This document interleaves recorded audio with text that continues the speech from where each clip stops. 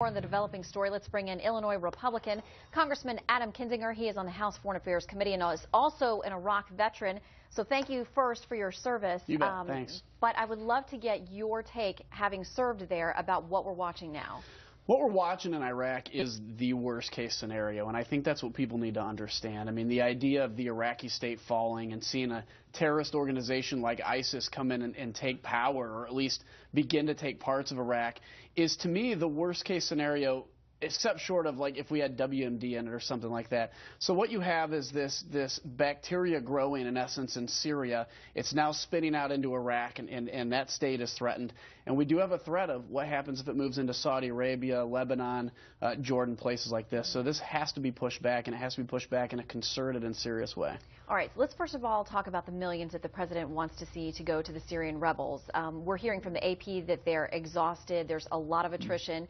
Leaders there saying we would have welcomed this a year and a half ago. We needed the money and the help then. Will the money be enough to help now? Is it the right decision? Yeah, I think it remains to be seen if it's going to help now. I mean, the president should have been involved in this years ago. We were calling for action then and arming the rebels. The thing to keep in mind, there's really three people at play, or three forces at play in Syria. You have Assad. You have the Free Syrian Army, which are the moderate rebels, and then you have ISIS. The Free Syrian Army of late has taken troops off the line against Assad to fight ISIS. So I think arming these people and helping them in their fight helps to push back ISIS where we need to, and I think it's a smart way to go. But I think we're a little late, and so this has got to be a serious, concerted effort to do that. All right, so actual physical involvement by the U.S. We know there are armed drones flying over now. Administration officials say they have no authority from the president, none given to fire on anyone or do anything like that, no airstrikes.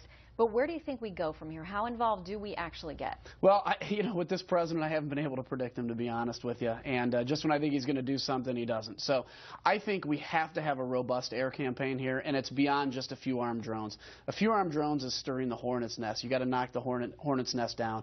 It's going to take manned aircraft. It's going to take, some drones and everything else. But we're going to build our surveillance capability. Hopefully the president's doing that now. Special forces on the ground to help target.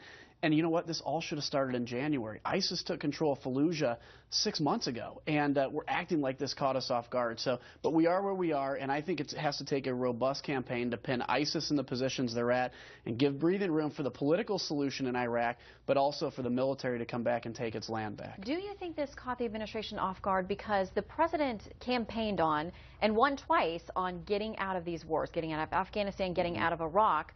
And now what you're suggesting, and we don't know what he'll decide to do, but it sounds like there's a possibility that the U.S. gets involved, even if you're talking about an airstrike, not troops on the ground. And we have military advisors there. We know that they've been sent in. But how can this president get us any more involved when so much of his campaigning was about getting us out? Well, that's going to be his call, and that's where leadership comes into play. I mean, you can be the kind of president that stands in front of the American people and says, I know you're war weary, I know you're war weary, that's it. Or you can be the kind of president that stands up and says, I know you're tired, but it is so important that we prevent ISIS from establishing a caliphate in the Middle East. That's leadership, and that's what we've been missing for 6 years. I mean, that's what we need out of this president. So if he believes that this has to be done, he has to begin to make the case to the American people, who rightfully look at their commander-in-chief and say, if he's not committed to American strength and American power, then, we're all war-weary and tired. Somebody's got to make that sale. Very quickly, last question. What is the threat to the U.S.